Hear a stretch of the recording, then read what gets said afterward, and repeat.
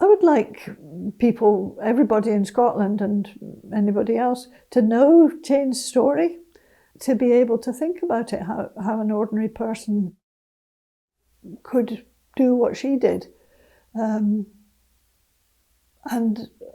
as far as we know, persisted in it with hope and didn't give up. And definitely created a life for these girls that they all say gave them a foundation for living their own lives and an experience of love and care, which, when all said and done, what else could you look for? So I think her legacy should be that every school child in Scotland hears the story of Jane Haining and tells their parents.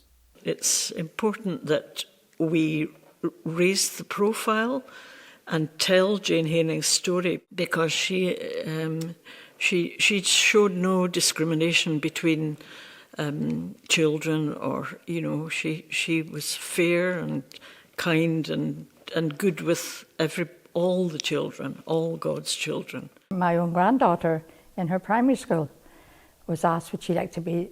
They were talking about being custodians of people's memories. And she had, because we had told her family all about Jane, and she had piped up and said she would like to be the custodian of Jane's story. So she did a project in primary school and told the assembly. Why did you decide to do a project on Jane? In Year 4 at Hannon Community Junior School, we did a project on custodians and what it meant to be a custodian of something. I thought I could be a custodian of Jane's memory. So I gathered all the information we had about Jane and asked my nana, Jane's niece, to send me more information and put it together. And I put it together into a folder and took it to school to talk about how with other students. She just started secondary school this year, and she's taken her project there. So it's lovely for the next generation, or 2 generations down the line, to be hearing Jane's story.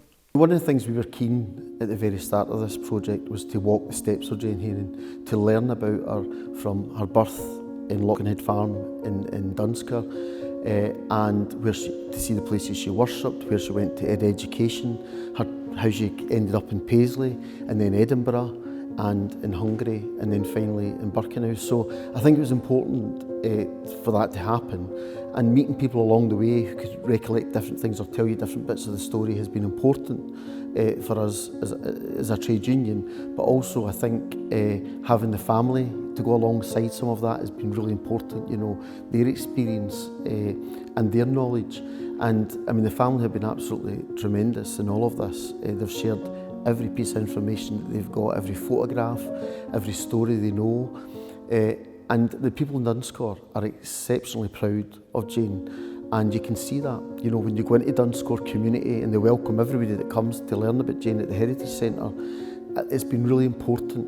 And I think it has made it more emotional for us who are a part of the project. But also I think it helps to relate to just how many people Jane touched. Jane probably could never envisaged how her story would be told beyond that, but I'm sure she would think it was fitting that we still talk about her story, and in particular those round about her who she cared and loved.